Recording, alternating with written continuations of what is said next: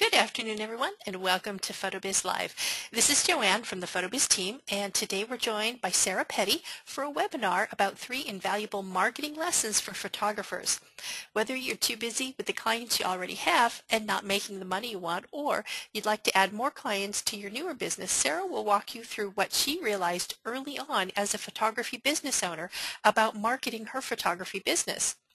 In addition to getting the opportunity to learn from Sarah in today's webinar, we'll also have a question and answer session at the end of the webinar. You can submit your questions using the chat tool and they'll be answered after the presentation. You can also join in the discussion on Twitter by using the hashtag PhotoBizLive. If at any point during today's webinar you have difficulty hearing the speaker or seeing the slides, please use the comment box to let us know. We'll also be recording this webinar, and it'll be available for replay on our YouTube channel at youtube.com/photobiz. With that being said, I'll turn things over to Sarah. Thank you, Joanne. I'm so excited to be here on Phoenix launch day. Yes. Yay, I'm sad I can't be there having cake with all of you. We'll have a piece for you. For sure. So everybody, if you haven't checked out all the new things going on at PhotoBiz, I can't wait to even investigate some of the new stuff myself. So I'll be sharing a couple of the things that we are doing. Hopefully you guys can check those out. But I know how much work goes into new things like that and creating a whole new site and new products and making things better, which is why I love working with you guys. You're always trying to make things better for your clients, as are we. So yay.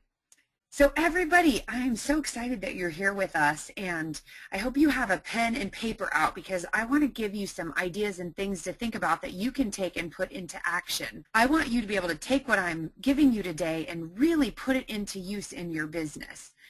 The thing is, to stay in business as a photographer or really any kind of business owner, doing what you love, making money doing what you love, you've got to be a marketer. Okay, so I'm going to give you 3 marketing lessons today that are going to help you look at your business differently. How many of you remember the Volkswagen Beetle? I know that everybody does, and now they make the new one. My kids call it a nerd bug. But when I was a kid, we played the slug bug game. You know how it was when you saw a slug bug, you'd punch the person next to you and say slug bug. Well, now that I have 2 teenagers and a tween, it's all about slug bug points when you're in the petty car. We have points for everything. Yellow is double points. Orange is 5 points. Convertible is also double points. If it has a Hannah Montana sticker, it's minus points. And even my kids, you have to call a nerd bug like a bang shot in basketball. That's our joke. You have to call a nerd bug or you don't get the point. Those are the new designs. I guess the kids think they're nerdy. I don't know. But I like finding the old body shape. But anyway, I've gone the last like 20 or 30 years just ignoring those slug bugs. They could have driven right by me and I wouldn't have even paid attention. So I'm thinking in my mind of all the points I totally left on the table in the last 30 years. But now that I've trained myself, I'm always looking for them and they just pop out at you. Lime green, black, white, red, orange. They just jump out of the crowd at you when you're training yourself to look for them. Well, the lesson that we can learn from that as marketers is that we always have to be looking for those marketing opportunities too. No matter if you're brand new in business or you've been in business 20 years, those opportunities have been driving right in front of your face every single day. Some of them you've noticed, some of them you haven't noticed. Okay? I'm not talking today about TV commercials or radio spots or newspaper ads. I'm talking about recognizing opportunities that are right in front of your face and nobody's going to reach out and hit you and tell you that they're there. Okay, the good news is that you can be trained to find those opportunities, just like I constantly train myself to look for slug bugs. And it's pretty funny. I'm by myself in the car and I'm shouting them out, yellow slug bug, because I can't get out of practice or I'll get home and I'll get totally, you know, demolished by my little children. So I have to stay in practice. And the same thing with marketing. When I get lazy in my business or sloppy or I'm traveling too much, I'm missing opportunities that are right there all the time. Okay, so I have something exciting to celebrate launch day at PhotoBiz with you guys. Really big deal, and I'm going to give this away at the end of our time together. Okay, so if you guys tweet to win at Sarah Petty, And heck, use the hashtag PhotoBizLive as well. But tweet at Sarah Petty, and at the end I'm going to give somebody one of our Be Worth Every Penny marketing programs. It's a brand new 12-month program where we teach you a lot of the things that I'm talking about here with building a database. We actually give you a database. We give you marketing calendar software, and there's an hour-long database lesson in there. So I'm giving everyone who's on a free trial. So write this address down, joyofmarketing.com/get-booked free trial. And you can go in there, sign up for a 2-week free trial and get all the goodies. And one of you who is tweeting today is going to win it. So it's a $1,200 value. The introductory price right now is $99 a month if you decide after 2 weeks that you want to stay in. So anyway, that's for my gift to all of you, a free trial. And I'm going to give one away when we take questions at the end, okay? Everyone's going, yay! So write that down, at Sarah Petty and joyofmarketing.com/get-booked free trial. A little bit about myself, very little. Most people in their businesses compete with cheap, but in the photography industry, we compete with free. Everyone out there has a nice camera and can take nice photos. So when I started, I had to figure out, as do all of you, how I was going to make money doing something that everyone else could easily do. And it's the same whether you're baking cakes or anything that you're doing in your business, cutting hair, doing massages. It doesn't matter because other people can do that stuff too. So in my studio, I decided to create a business that would thrill my clients and give them something they can't get from their Uncle Bob with a camera. They get my knowledge and expertise. I specialize in kids, so I love I love it when I have 3 little kids coming in, and my studio is set up for that. So lights mount to the ceiling, and I can spin around and shoot quickly. They get my knowledge and expertise, and everything includes framing, which makes it nice. Now, that drives up my prices even more, but I want my clients to know that their artwork will be protected forever because no one ever photographed me as a child, and that's kind of my story. I have very limited hours in my studio. I'm open from 9 to 5, Tuesday through Friday for my clients. Okay, I have a different kind of business. I don't want to work nights and weekends. I want clients who love what I do and are willing to pay it. And in order to do that, I have got to be a better marketer. After starting The Joy of Marketing and working with photographers and other business owners for years at a top local ad agency, I started seeing the constant pressure that every small business owner is feeling to compete on price. We all feel it. Even the highest quality businesses are always having that that pressure that we feel from our clients and people asking and saying they found something cheaper. So we wrote a little ebook and put it on our website called The Boutique Experience. And the response was so huge. We had, I think, 9,000 or 10,000 people downloaded in the first 9 months. And we were getting responses from people saying, oh my gosh, this boutique is what I am, where I'm custom and I give my clients all this love and time and everything's custom and beautiful. And I don't have to be the cheapest because of that. And we realized that people were having some disconnects on the marketing side and the product creation side. So my Chief Joy Officer, Erin Verbeck, and I sat down and wrote an actual book because we thought people need this message. We were stoked because it hit the New York Times bestseller list as well as a couple other bestseller lists. And we were overwhelmed. For me, the biggest win was the praise we got from our book from some of my marketing heroes. Seth Godin and Michael Gerber wrote our foreword. It was funny because we joked, well, we're not going to have a foreword if we can't get someone like Michael Gerber. And he got the book and he offered. And we were like, oh my gosh, best day ever. But in this book, we talk about what it means to be boutique. So it's not a gift shop. Boutique is not a gift shop, but it's a filter through which we make decisions. All of you listening right now, whether you know it or not, you have that filter. Okay, your filter may be telling you to do Groupon and be cheap. Your filter may be telling you, what to invest on your marketing materials and when you're ready to hire. But we all have to run our decisions through that filter. So hopefully today I'm going to give you some clarity on some of those decisions that you'll be making in your business and what should make it through your filter and what shouldn't. I always like to start showing a photo of either my kids or my family because this is why I do what I do. And yeah, my husband's actually a really happy guy, but he hates photo day. So I have to trick him and say, honey, meet us at the field at 5 and bring the sofa. But I absolutely love the ages my kids are in. I have teenagers and I love their friends and I love that they're in a million activities and sports and I want to be a part of all of it. So I have worked all these years to build a business where I can be in the gym. I work my clients around the sports schedule. I don't shoot nights. I don't shoot weekends except for crazy exceptions. And it works awesome for me. And that's the kind of business I want to build.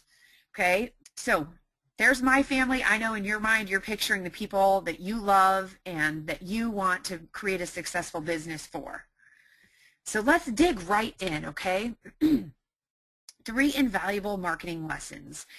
And when I was at the advertising agency, it was funny because people would come in and they thought everything we were going to do to show them how to build their business was going to be, you know, well, we're going to make you do TV commercials or big ads in the newspaper or magazines.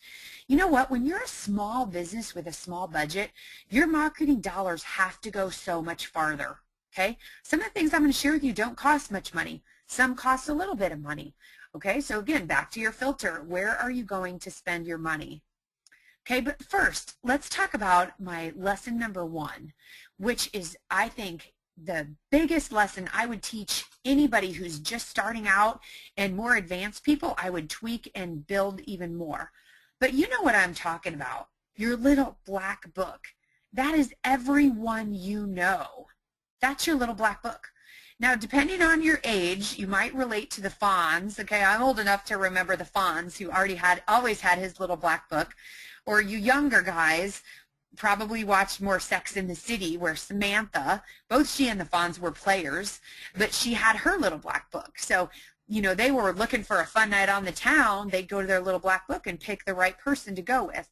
Or if they were going to a formal wedding, they would pick a different person. And they had this whole Rolodex of people that they had relationships with, and they knew enough about to make the right decision of who to take where with them when. Same thing in business. Your database is your little black book, and your database is your biggest asset. This is how I create business when times are slow. I go to my database. When I get back from conventions in January and February, I've been crazy busy in October, November, December. I've been traveling, speaking to photographers and other small business owners first quarter. A lot of times I get back and I don't have a line waiting at my doorstep wanting to hire me. I've got to get out there and stir it up. And usually then we don't have a big budget because we're not bringing in a lot of money and I don't want to invest in something. So I got to figure out a way to make the phone ring without spending any money. So after the convention, I come back with some ideas. So I've looked at some of my favorite vendors to see what they have, and I come back with ideas. I might find some new acrylic piece or something new. I always go to White House Custom Color because they're always releasing new products. But maybe I find a cool metal product or an acrylic product or a book or an album, and then I go through my database, my little black book, and I look and I see who in the heck would love this product. I remember when gallery wraps were pretty new and fresh, I came back and I reached out to clients who had really contemporary taste, because that's how I saw that product. Really bright white background with a really pop of color image, and I would write notes. I could probably write 5 to 10 notes and book my January, February, March with big clients coming in and spending enough money to pay my bills. Okay, just from writing a handful of notes. My high school seniors, we book them in the spring by going out to our database, looking up on Facebook to see who those juniors are, and we keep pretty good notes, so we track those kids.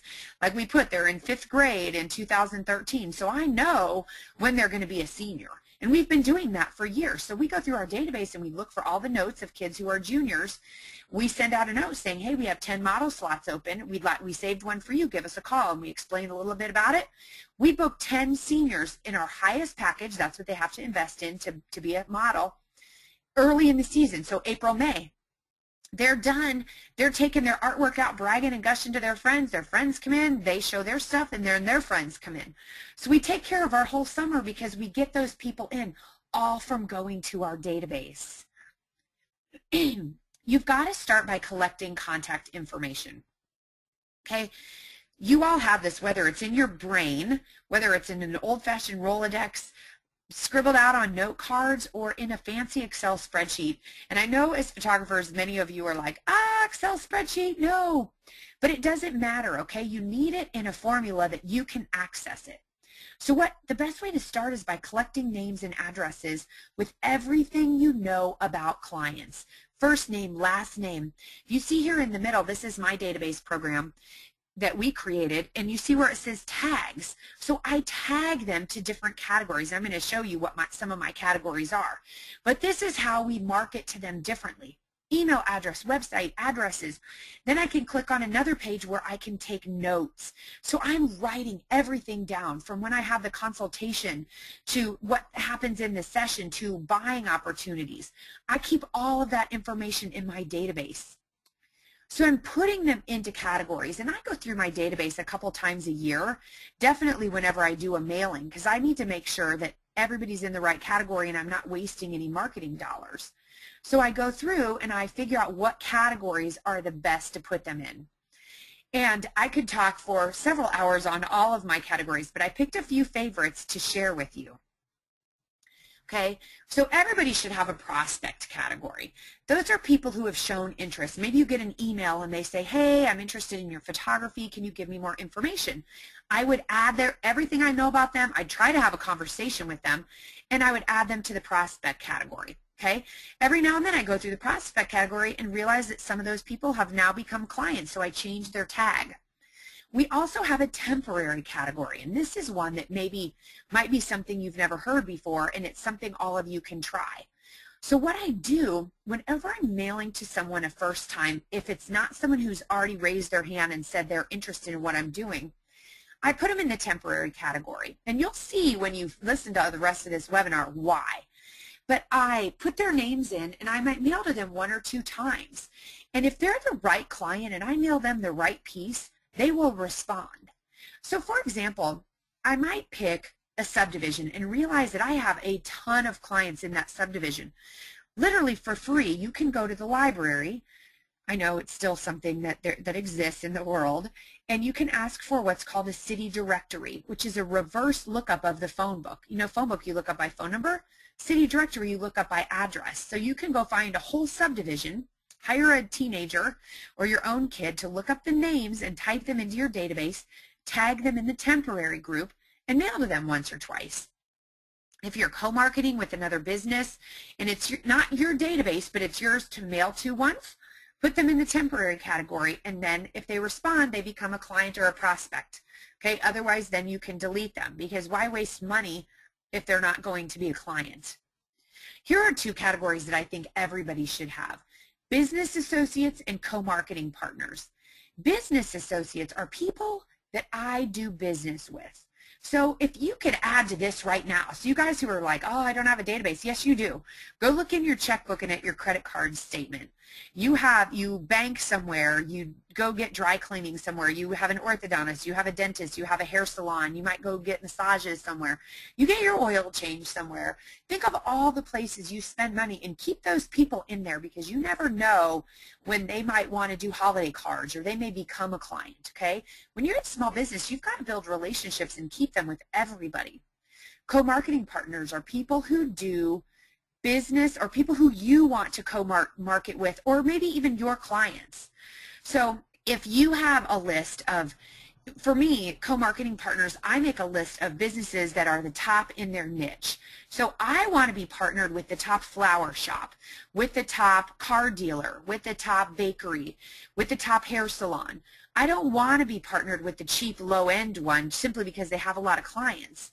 That's not what I'm talking about.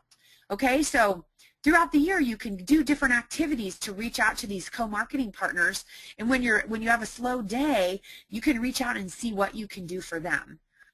It's always stressful when you have a slow day and you don't know what to do, okay? There are so many things you can be doing to help those co-marketing partners, and then in return, they help you. Mistakes. This might be another shocker for you guys, but I have a category called mistakes.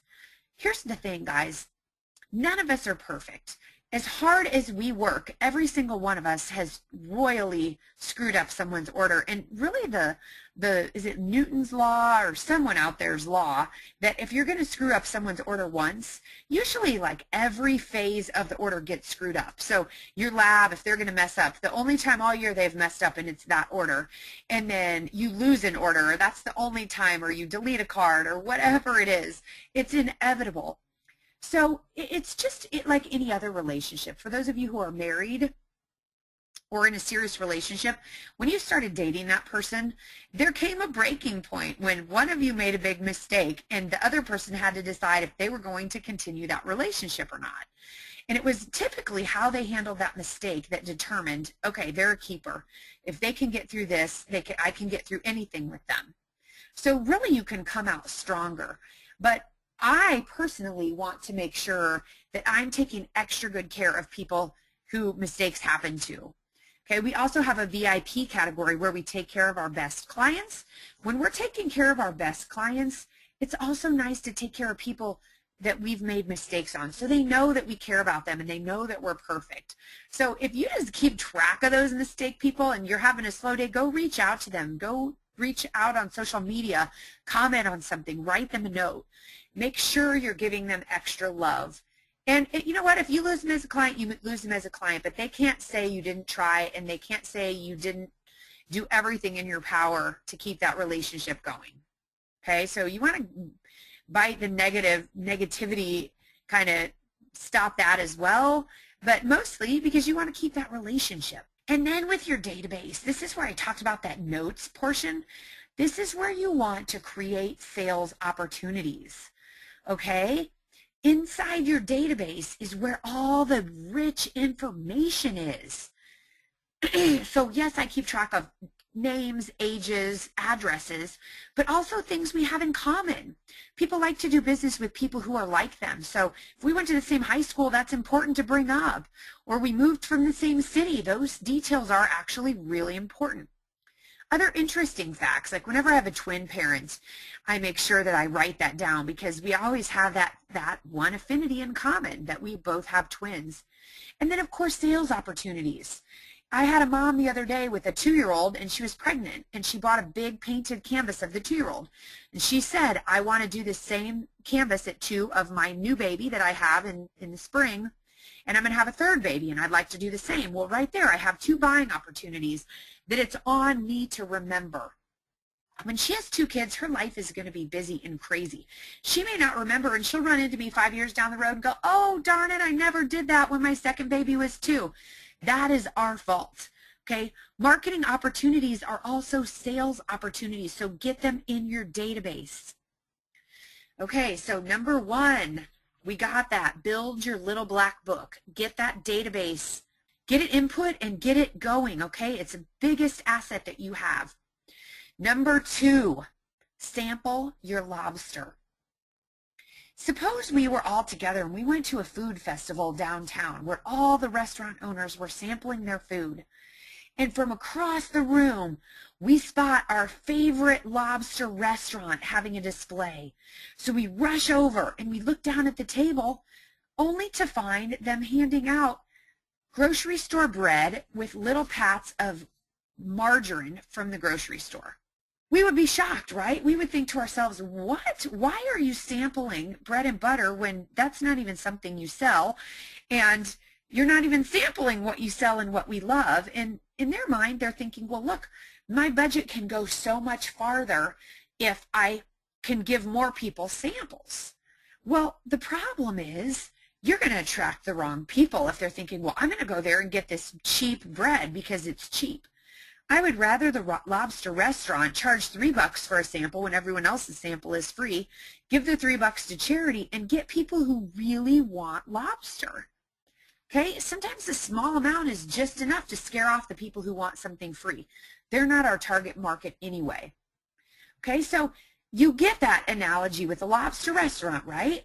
Then why in small business do we think, okay, if my budget's $1,000, I'd rather go print 20,000 cheap, ugly, poorly designed postcards than do something nice and beautiful? that maybe reaches 500 people or 200 people in my target market. You're not sampling what you do. Now, if you're low end and you're trying to be inexpensive and thrill a lot of people, then that philosophy can work for you. But you're probably not sitting on this webinar learning because you have 30 sessions today, 30 clients that are all going to pay you $100, and most of that is not profit. So if you want to be able to charge more and you don't want to be a commodity, you want to build a business the right way, then sample your lobster in every way. I built my business on this promotional piece. I was brand new in business, and I took my entire budget to print. I printed about 2,500 of these, and they lasted about 3 years. What I did is I looked up new moms in the newspaper. So in my market, they print up new births. Some markets do it, some markets don't, but they print, you know, Joe and Sarah Petty had a new baby girl and this is her name, and I would look up Joe and Sarah Petty in the newspaper or in the phone book, and if I could find them, I would mail a piece to them, and if I couldn't, I wouldn't. I get maybe 10 or 20% response of what I looked up. So most of them were not someone I could even find. The first time I mailed this to about 18 people, one gal came in and she had it in her hand and she said, oh my gosh, this is just what I want, and she invested $1,800. This was back in 2003 when I was brand new in business, and still I'm thrilled with $1,800. $1,800 is a lot of money. And I realized, oh my gosh, this almost paid for the whole mailing with one client, and she's the right client. She was freaking out, loving what I did. So it's full of emotional copy and words, and it attracted the right client. Here's a piece that we created for photographers, wedding photographers to use. Same thing, you can mail it out to new brides and grooms who just got engaged. Give it to the bridesmaids at weddings and say, when you get engaged, you can play this game with your fiance, or you can plan your wedding. So it has 12 months or 9 months before your wedding, what's important, what you should be working on. When you get people engaged with your brand, they're falling in love with you and they want to work with you. I like to show them I'm creative versus just telling them. Something else that helped position me as being worth more and giving my clients something to brag about me has been my promotional mailings. And yes, I consider my holiday card part of my promotional mailing because my clients brag on me. So a couple years ago, I did a Bad Libs, Mad Libs, Rad Libs play where the whole card was where you put an adjective or a verb or an adverb, and people could fill it out. Okay, so they're getting engaged with my brand and they're excited about it. One year it was a pop-up holiday card. Last year it looked like a little Pantone book with colors. You guys could do that really easy. Print it on cardstock on your laser printer and grommet it. You could do 30 if that's all your database is in number. This is a spinny holiday card, 12 Days of Christmas. So fun, whimsical, engaging. People can play with it every day for 12 days instead of just putting it up on the mantle. This is one, a little more contemporary, of my kids that die cut folded. Most of these more elaborate pieces came from Marathon Press, marathonpress.com if you want to check that out. They have all the dies to make it cost effective for photographers to be able to print these pieces. Basically what I'm doing with this is I'm creating a dog whistle. I was at a party once, it was for my kids. I think it was a soccer party. It was a couple years ago, and I didn't know many of the parents because we were on a different team than we played on. And so we're meeting new people, and we're in a conversation, and somebody said, you know, we were talking about what people did for a living, and they asked what I did. I said, I'm a photographer, and they said, oh, I need photography, which is always kind of a red flag for me because I want to make sure they want the kind of photography I do, not just any photography.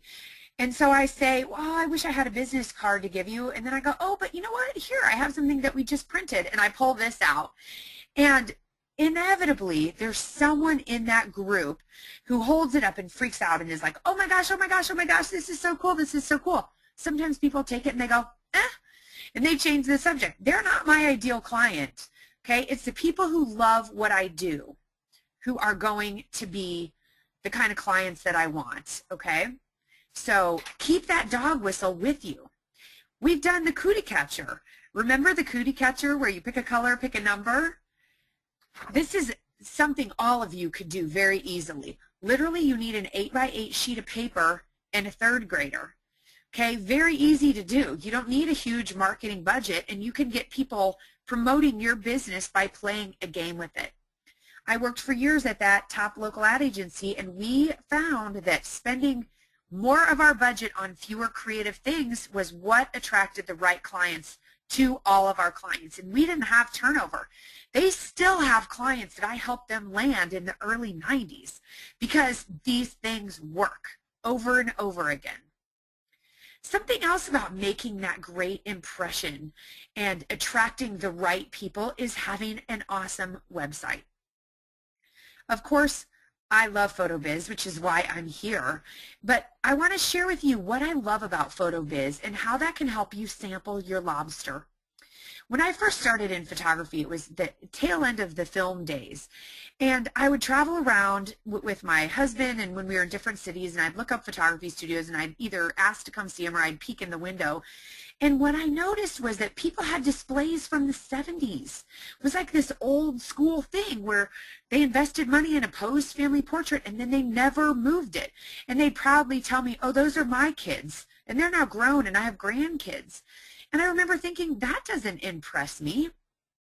I want to see something fresh and hot and new. And this is an advantage to all you newer photographers because you can create a website that makes you look cutting edge and hot and new really, really easily. What I love about PhotoBiz, this is my senior website on the left, Sarah Petty Seniors. And we can, even though they're templates, they don't have to look like anybody else's website in the whole country, okay? We take these graphic elements, we pull them into their templates, and you can change the templates. Once you're in, you're in. So next year, we can pick a different theme, pull in our own graphics, and have a totally different look. So this is our direct marketing piece, our dog whistle in the bottom right-hand corner. And see, they get that in the mail, they go to our website, and they know they're in the right place. They've seen those graphics before. It's like getting invited to a themed birthday party. You know you're in the right place when you show up. So seniors feel special because they're in the right place, okay? And they know it's for them. Everything's cohesive and consistent and beautiful. So very easy to do that with PhotoBiz.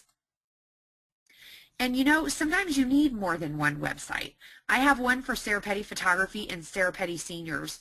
And one of the other things I love from PhotoBiz is the passionate support team.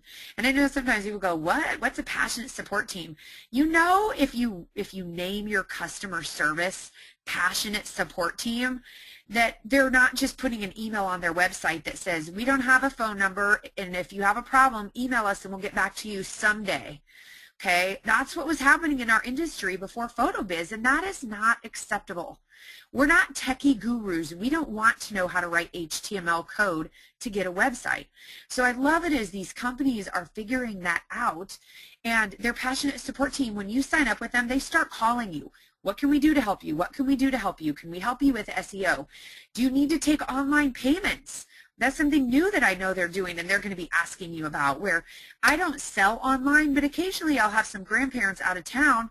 I can set them up to pay online without having to call us with a credit card number. So they have all these features that they're working in, today being Phoenix launch day, which is awesome. So if you do not have a website that thrills you guys, call their passionate support team, please, and have them hook you up. So here are graphics from a mailer that we did. You see the fun little kind of stylized ampersands or stylized brackets. We use them on the website too. So the same elements are consistent everywhere we're using them. Okay, number 3. This may be shocking to you also, but marketing is about focusing on attracting fewer, better clients. And I know many of you say, Sarah, I don't want fewer clients, I want more clients. Well, the thing is, if you just want more clients, I can tell you what to do. Go to Groupon, put an ad in, or put a half off in the paper. You may get a response the first time. In fact, you probably will. And then the second time you'll get less response. The third time you'll get less response, and you'll call me in tears in about 3 months telling me that you have to close your business and you can't pay the rent anymore. Okay? More clients is not better if they're the wrong clients. If they're price sensitive and they just want cheap, next Groupon ad that runs, they're going to go to them. There's no loyalty. What I'm talking about is a little harder, building a database one person at a time. It's adding creating beautiful promotional pieces so you give them love and get them bragging on you, and then building your business the right way. That's how you stay in business.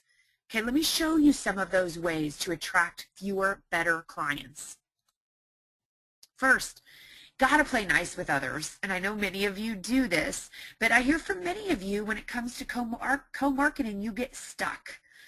Okay, you don't know what to say to them and how to say it and how to do it. Well, the thing is, you'll need access to other businesses' databases, charities, and other businesses. So you've got to go to them and talk first about what you can do for them, and then you'll get them helping you. But when you partner up with others, my gosh, we launched our whole pet line of business simply by partnering with all the pet businesses. They all already have our target audience, the top vet clinic, the top groomer, the person who sells vet insurance, or pet insurance. There are so many people out there who already have relationships with your target market. Why not partner up with them? Why not? Another really easy way that is free, takes no budget, no marketing budget at all, is to go out and talk to people. Okay, I'm not talking about what I do standing up in front of hundreds and thousands of people. I'm talking about going to the new mom group at the hospital with new babies and talking to them about photos of their new babies, educating them. People who are worth more are experts, and experts are out there teaching. You could talk to high school groups about high school senior photography or Photoshop. You could talk to the art clubs about how to incorporate photography into a 3D project. Okay, this positions you as an expert and in turn makes you worth more. Then if you have that dog whistle piece, say you're speaking to the Rotary group about business portraits, you pass out that piece, and you have a couple people freak out and love it, you add them to your database. See how we're growing your database 1, 2, 3, 4, 5 people at a time? Generating publicity. Publicity is huge. Experts are in the newspaper. Experts are in magazines and on TV. I've generated over $200,000 in free publicity since I started. And how I quantify that is, if you look at this article and these articles in the paper, you add up the space of what it would cost to buy an ad there, and that's the value. The Better Homes and Gardens Kids Rooms was $53,000 all by itself. And the Wall Street Journal, bottom right-hand corner, full circulation U.S. is over $100,000 for this full color, over half-page article. You see at the bottom they were doing an article on holiday cards, and they were looking for a human interest angle, and I said, oh my gosh, I did the cutest card last year for a client. Wasn't shy. I had to sell it, right? So I said I did this cute card where we posed them very Kennedy-esque by the lake on the front of the card, and it said formal. Then when you open the card, it showed them running and jumping in the lake, and it said normal. And it's funny because we have a man-made lake, and it's just dark, muddy, murky water. And they're all in white clothes, and the mom's in a white dress. So everybody got such a reaction that she actually jumped in that dress, because I guarantee she didn't get it clean.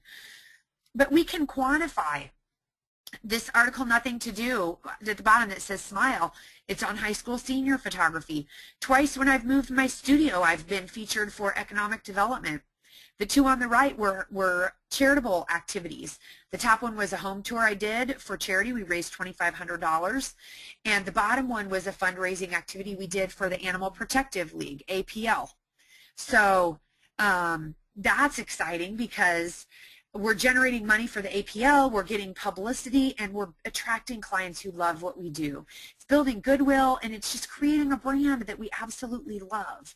Okay, so experts generate publicity, and it's not that hard. It's not just sending press releases. It's about going out and pitching the media, but it's something that every single one of you should be able to do because you're not a commodity business owner. Commodity business owners, especially in the photography industry, they're shooting, charging $250 for a CD. That's not newsworthy, okay? Custom things are newsworthy. Custom holiday cards like this are newsworthy. Businesses who are giving back to the community are newsworthy. People doing unique things like this hand-painted frame, that's newsworthy, okay? Then give love to your best clients. Remember I told you we have a VIP category in our database? That's the best way to generate referrals and keep your business growing healthy on its own. Okay, we know that 20% of our business comes from 80% of our clients. They're the ones gushing on us. They're the ones coming back. So each year, I go into Successware, that's my studio management software, and I pull a ranker of what people have invested with me. And the top 20 and 25% I do something nice for. I don't have a coupon or an offer or anything. It's simply just thanks for being such a great client. Hope that they love us and refer us. On the left, you can see we did leaded glass ornaments. Worked with a local artisan to create these. Photo on the front, ho ho ho on the back, our logo. So each year when our clients are pulling out and decorating their tree, they're saying, oh, remember when Gracie had her baby teeth? I'm so glad we made this investment in photography. Note cards, I've done that with White House Custom Color. They're so fast and cost effective. And then I get to pick the creative image that my clients are sending out over and over and over. I can't tell you the places these note cards have gotten and referrals they've brought me.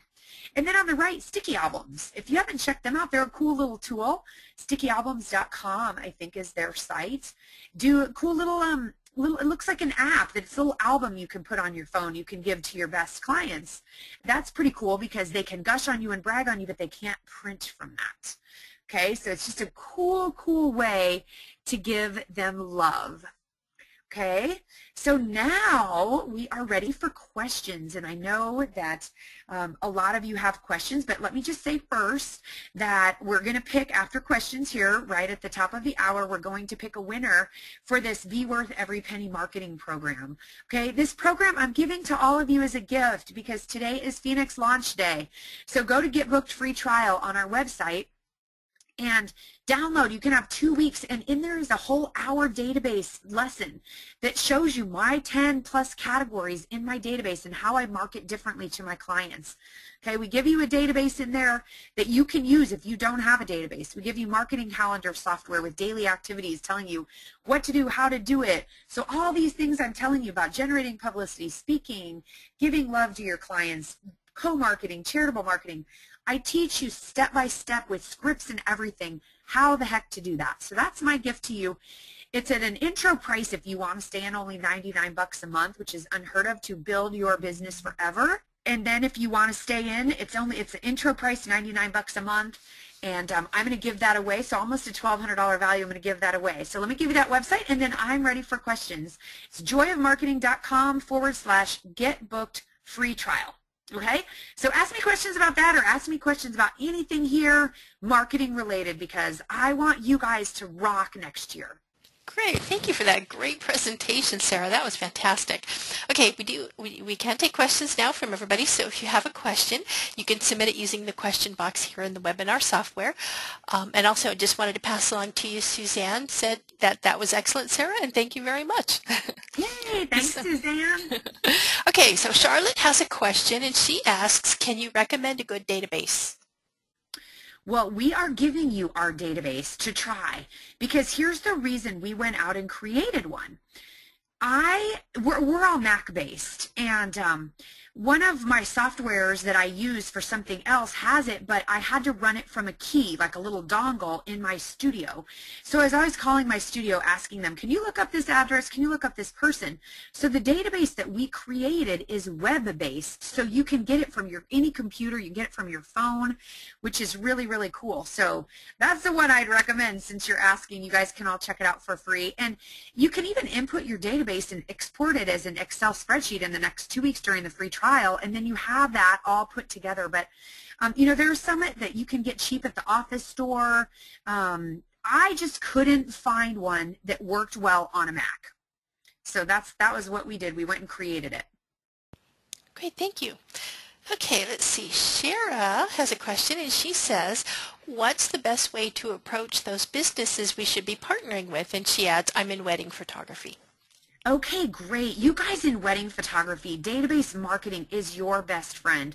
You could create a 50 to 100 person database category, you know how I talked about those tags, from every wedding. So I would put every bridesmaid, every groomsman, parents of the bride, grandparents of the bride, every wedding vendor, the bakery, the music people, the decoration people, the rental place, the caterer, all of these people in that database and tag them. What I would do as a wedding vendor is I would go to them and gift to them. Tell them, look, oh my gosh, I loved your baked goods. I loved what you did at this wedding. I made some note cards for you. And of course your logo's on the back, and they're going to use those note cards because they don't have great photography of their work. And you start building the relationship by giving to them. You could make an image from a whole book from a gorgeous wedding, give one to each vendor. So there's beautiful images of the cake in there, beautiful images of the dress, beautiful images of everything. And that dressmaker or that cake place is going to use your book to show off the samples. And of course people say, oh my gosh, who's the photographer? Okay, so you want to start those co-marketing relationships with giving. Give first. Don't go in, can I have a display? What can you do for me? It's what can I do for you first. Great question. Okay, thank you. Let's see. Laura has a question, and she says, if you had the chance to move into a larger studio space that happened to be right next door to a Montessori school, but it was over twice what you currently paid, would you go for it even though you were still building your client base? Well, the answer to that is in your numbers, okay? You have 10% of your gross revenue to go toward rent. Okay, so if doubling your rent and overhead, your expenses, that's rent, utilities, power, all of that, water, if that adds up to less than 10%, then sure. But I would bet if you're still building your business that it does not. So the answer for me would be definitely no. So let me just give you these numbers for you to write down.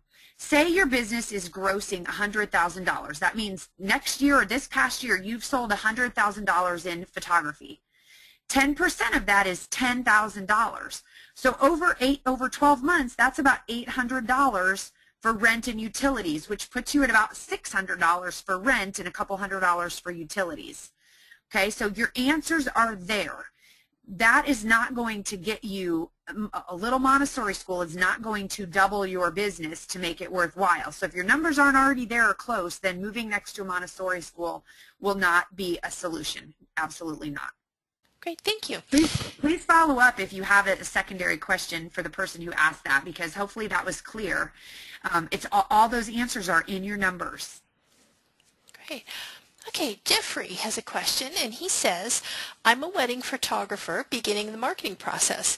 I was considering visiting wedding vendors and offering a 10% to any customer referral to them.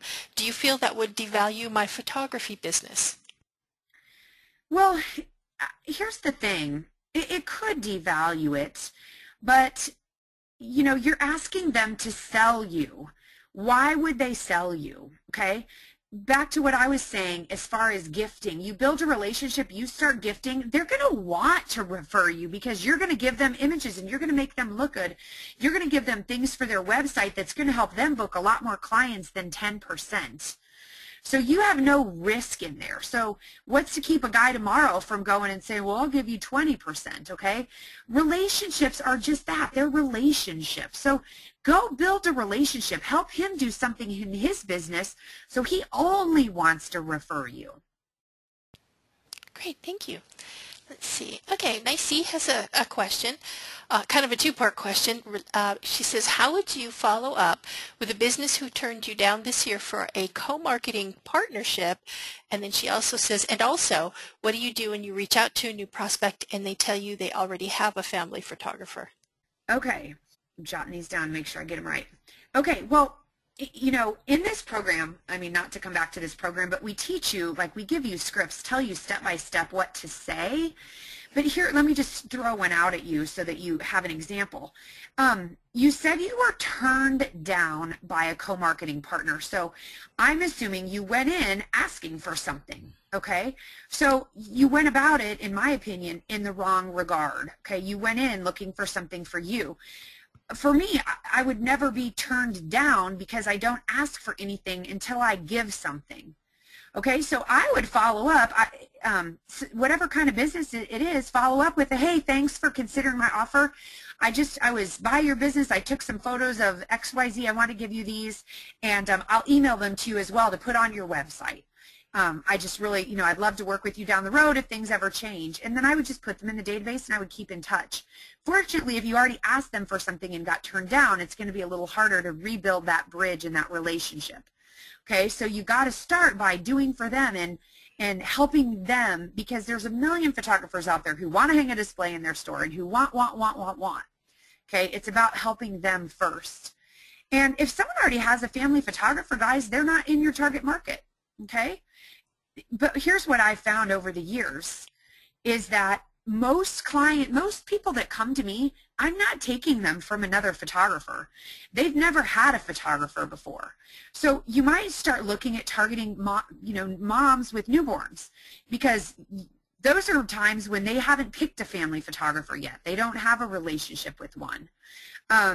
I might still put that person on my email list or my marketing list, and if they're a friend and I want to have a relationship with them, and I write personal notes in every holiday card, so I might just put that really fun, whimsical holiday card in there in the hopes that it might be a dog whistle and they go, oh my gosh, I love your work so much more than the photographer we've gone to, and come to me. But pretty much if they say they have a family photographer, I'm not ever directly soliciting them. I'll keep them on a holiday card list, but they already have a, why waste my time with someone that already has a family photographer? I want to find the right people who don't have a photographer already. Great, thank you. Let's see. Dan has a couple questions. Okay. Well, actually one question, but it's kind of two parts. Okay. He says, I'm in portrait photography, and is email marketing more effective than the printed promo pieces? And then he also says, should I be sending HTML email in conjunction with printed promo pieces? Okay, so this goes back to the filter that I talked about at the beginning of the call. You have to decide what's right for your business. My business is very high touch and boutique, so I have never sent an email, a mass email to my clients. The only way they hear from me is if it's, Dear Sue, hey, it's Sarah, got a question for you or wanted to tell you about something. Okay, never ever have I emailed my photography studio clients. And we've done email marketing. You guys know, if you're on our list at Joy Marketing, that's our whole business. But my boutique photography studio is high touch. People that we want relationships with, we talk to, and we have high touch relationships with. So they only get beautiful printed pieces. Now, are there businesses out there that are doing really great email marketing to their business, to their clients? I'm sure there are. But what you have to remember is that when it's cheap and easy, everyone can do it, and it's easy to wear that out really quick. Okay, so if I told you, yes, go out there and email your clients every week, why would you possibly want to hear from your photographer once a week, or even once a month for that fact? When I'm ready for photos, I want to know what I want to know. What should I wear? Where should we go? What are your ideas? Otherwise, I probably don't want to hear from you. But now if I'm friends with the owner, I'm friends with Sarah Petty or Dan or whomever, and we make a connection on Facebook, we shared a funny laugh, we realized something we had in common. Someone that my photographer reached out when they saw that one of my parents died or my pet died, and we just have that relationship, then we're staying top of mind. That's the advantage we have over the Walmarts in the world. They have to email, they have to do discounts, they have to do things like that. So I want to do the things that are harder. So I hope that answered your question. Can you do it? Sure. But just be really careful. Just be really careful with it. Thank you. Let's see. Janice has a question, and she says, do you have suggestions for avoiding cheap marketing as a wedding planner? Most people offer a discount on services, but it isn't likely your target market. So I'm sorry, what was the first part of the question as far as recommending or being cheap? Oh, she said, do you have suggestions for avoiding cheap marketing as a wedding planner? Cheap marketing. Yeah. Well, I mean, cheap marketing is, discounting. It's postcards and coupons. So your high touch, beautiful things are what is going to attract the right clients. So, as a wedding planner, I'd partner with a top high-end wedding photographer, partner with the high-end bakery and the high-end flower shop, and maybe have them all to lunch and bring some education, bring something that helps them build their business, teach them something, give them education, like even this webinar, share a link with them and say, hey, I know your business is very boutique. I thought this might help you. And I'd love to start putting together a little power group of really high-end professionals so we aren't all having to market on price and we can do what we love, making beautiful weddings. That's what's important, is being able to take great care of the bride and groom. And if you were paid 12 cents and they wanted the cheapest of everything, and they didn't pay money to have flowers, so they're in a cheap hall with no flowers, and the photographer's not going to get great images. It's not what everybody wants to do. Everybody wants to be creative and have the coolest flowers that they've never done before, and bake something they've never done before with 30 layers. That's where it becomes fun for boutique businesses, to be able to do what they love. And so maybe you can create a partnership where you guys all refer each other. Maybe you could do even a little mini trade show a couple times a year where you rotate to different businesses and you talk to brides and grooms, like the big cheesy wedding shows, but a small boutique one. That's how you're going to get the better brides and not have yucky marketing. Just make sure you have a beautiful marketing piece, a beautiful business card, and every part of your process is great, and you're going to attract the right people. Great, thank you. Okay, let's see. Catherine has a question. She says, I have a speaking engagement at a local women's group teaching how to take better photos. What's the best way to turn some of them into possible clients? I heard great marketing pieces. Any thoughts? Yeah, that's great. Women's group is great. So remember, you're not there to have a sales pitch. Okay, so you're there to teach them. So you have 3 things that you can do for better holiday cards or for better family portraits. So you might talk about your philosophy on clothing. For me, I don't want everybody in white men's Oxfords and blue jeans. I don't want them in black turtlenecks. I want them in something harmonious, so I can show them what I like and what I don't like. Show them in where families in like 30 different shirts and they all have writing on them, and then show them something in earth tones, really beautiful, out in the fall leaves, so I could educate them. Now, that still doesn't mean they can do it. They don't know how to light. They don't know how to pose. So it's just educating them on what makes you different. Now, might some try to do that? Yes. And will it help some dress better, maybe go to another photographer? Sure.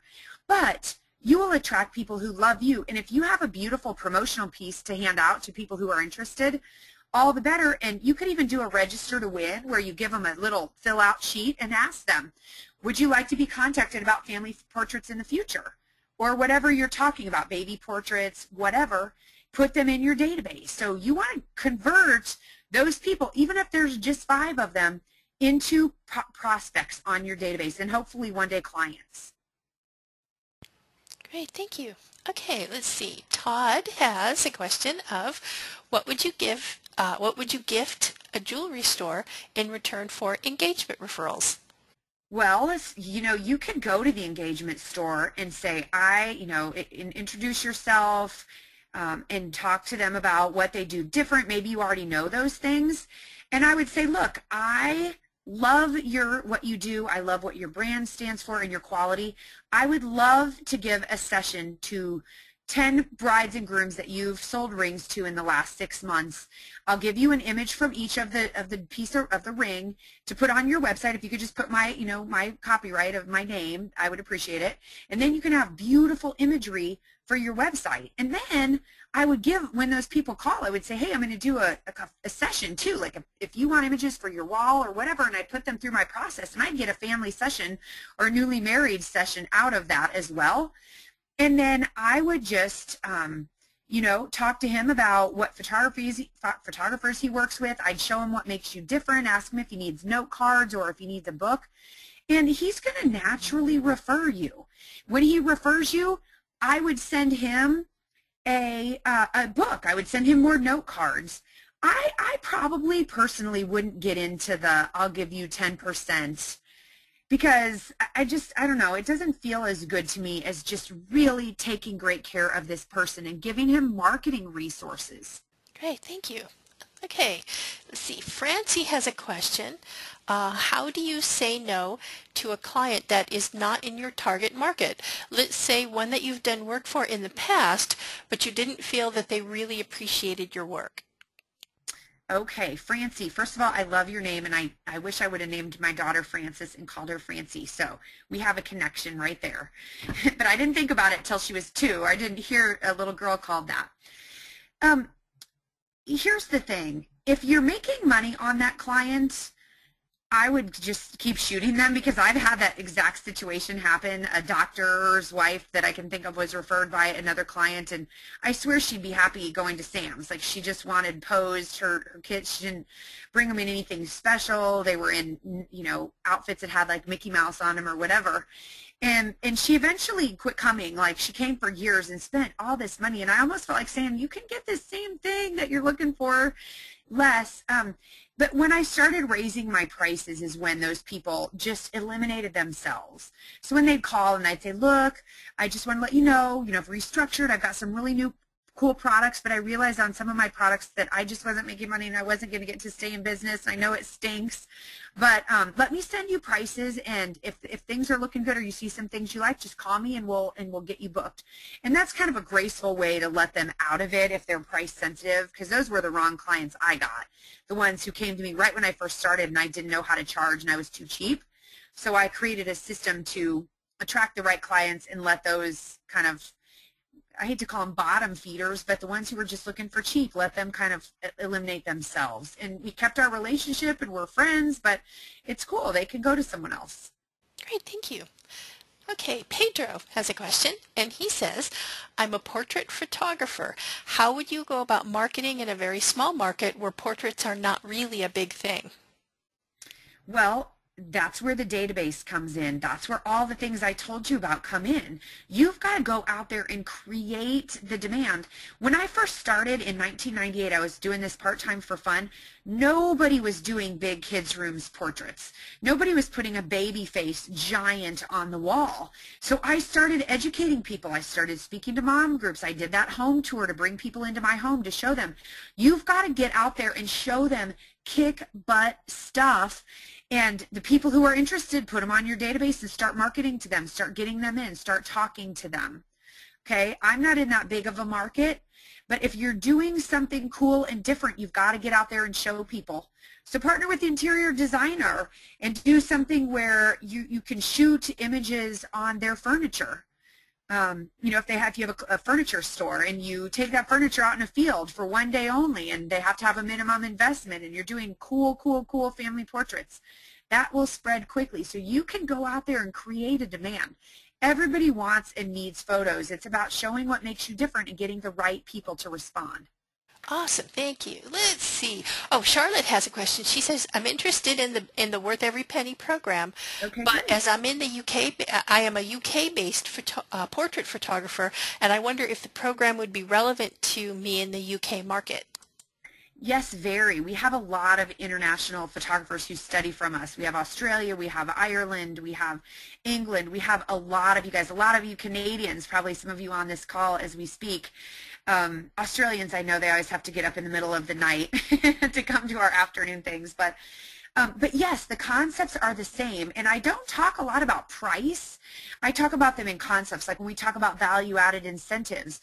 That's the answer to build and create a demand without using a discount. So if you say, for example, come in for family portraits in July or August and get some holiday cards as a bonus, or if you don't celebrate Christmas, it could be family, buy the family portrait, get the gift prints, bonus gift prints. So you're bonusing them something that's worth a significant amount but doesn't cost you a lot. That way you're not devaluing what you do and you're attracting the right clients. So all of these concepts are very internationally friendly.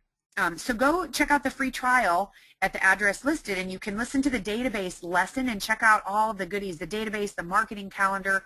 There are so many resources for you. So are we ready to give away our winner, or are we pretty wrapped up on the questions? Because I'm clamoring. we have about 3 more. Okay, let's go ahead and answer them. Great. Okay. Make everybody sit at the edge of their seat. Okay, Okay, Nicey says, I was thinking of sending monthly e-newsletters to my friends and family in my database. Would you advise against this? And how do you stay top of mind with the many clients that you have? Great question, because I talk a lot about top of mind in this program, and so it's top of my mind after just creating it. E-newsletters are fine, but think of the Christmas holiday letters that you get from people, the uncle who writes about his 12 gallbladder surgeries, and they kind of get to be the same old thing. If you can write an e-newsletter that makes people just die to open it, and you're a great writer and you can give them something on the radio station WeFM, What's in It For Me, stories that evoke feeling or tips or whatever, then great, do it. But I would bet you that if most of us are not good enough writers to get something so engaging and actually keep on it, top of mind, there are so many things we can do. Write note cards to people. This is where social media comes in, guys. Social media is not there to go out and put a half price sale on. Social media is there to listen and see that someone's sister is pregnant. I write a note and say, oh my gosh, I'm so excited your sister's pregnant. Hey, I'd love to give her a $100 gift certificate. You don't have to pay for it. You just give it to her, and I will put that toward her session. Boom, I've got a new client. Okay, it looks like she bought it, and she's going to come to me and use it, and she's in my target market. I'm writing notes when people are in the newspaper. Writing. My holiday card keeps me top of mind. So that's why it's so important to get them in the database. If you have a slow day, go through your database, see who you can connect with. That's how you keep top of mind, just like a friend. It's a relationship. You can't automate friendship. Okay, think if you put all your friends on an email trigger newsletter, and I know, I'm not saying don't do this. I'm just saying make sure that it's a great newsletter and people love it and people are gushing on it and they're forwarding it to their friends and they're saying, I can't wait to get it each week or each month. Then yes, I think it's an awesome idea. If no one's opening it and it's getting deleted, then that's going to tell you something. So look at your stats on it. Thank you. Okay, let's see. Carla has a good question, kind of a two-part question. She says, with Facebook, how can you make that work for your business without giving your photography away? And part two, if you've already given it away, how do you turn that around? Family portraits is your business. That's a tough one when you you've been giving it away. So if you're deciding, okay, I realized I was giving it away, I attracted the wrong clients, they complained about everything, or they didn't order anything, they only took the free, you're probably going to lose them when you start to create a profitable business. So I would just do a cold cut, start marketing the right way, get some well-designed marketing pieces. Even if you just print, like say you design that cootie catcher, you print up 20 of them and you go speak to a women's group and you give them that cootie catcher to take home to play with their kids. Go to an English class and generate some senior business. So you're kind of starting attracting new people who are going to love you and gush on you. It's all the principles that we taught you here today. The principles that we teach in many of our courses. It's not about price. Here's what I know, guys, and you can spend years figuring it out yourself if you don't believe me, but I've seen it happen over and over again. Photographers who come to me for help and they're struggling with their business and they lowered their price to get more business did not solve their problems. It only amplified their problems. So if you can get business and you know how to do these principles, you don't need to discount. Discounting doesn't help you. It only makes your problems worse. So you might as well learn how to get clients the right way, and then they pay you real money. Okay? You don't have to be inexpensive and at a loss. You don't have to charge prices lower than what you're paying anymore. That's what I've learned. Awesome. Thank you. Let's see. Chelsea has a question, and she says, as for social media, I usually keep my clients to my business page and not my personal page. Do you feel like it's beneficial to have them on your personal page so they feel connected? Well, that's a tough one for me because I had 5,000 photographers gobble up my personal page. So I have some friends there. I have some, clients there. I have a couple business pages. If you're in there engaging, that's the key. The thing is, if you're on your business page and every other day you're just talking about your business, they're going to tune you out anyway, so you're going to lose that opportunity. About 1 to 8 or 1 to 10 would be the ratio of commenting and posting other things. Then every 8th to 10th post could be about your business, a new product, something cool you're doing, images from a session. But if all you're doing is talking about your business, people will tune you out, whether it's your personal page or your business page. So make sure you're being appropriate and you're giving them love, make it about them, comment about what they're doing, listen to what they're doing, and engage in their life. Great, thank you. Okay, and we have one last question Okay. from Suzanne, and she asks, is it better to offer a package with a la carte added on, or is it better to offer a la carte? The special items which add the most profit just don't seem to fit into the standardized packages. Okay, so this is a whole nother webinar, but let me give you kind of the short answer. There's not a right or a wrong way. This is back to your filter. And we do teach this once or twice a year in a course, a pricing course, how to price properly. But just kind of in a nutshell, the pros and cons of each. A la carte pricing really fits with a boutique business model, which is what I have and have always used. So they get exactly what they want. It's framed exactly what they want. I don't put them into a box. If you have to have 2 of these and 2 of these and 2 of these.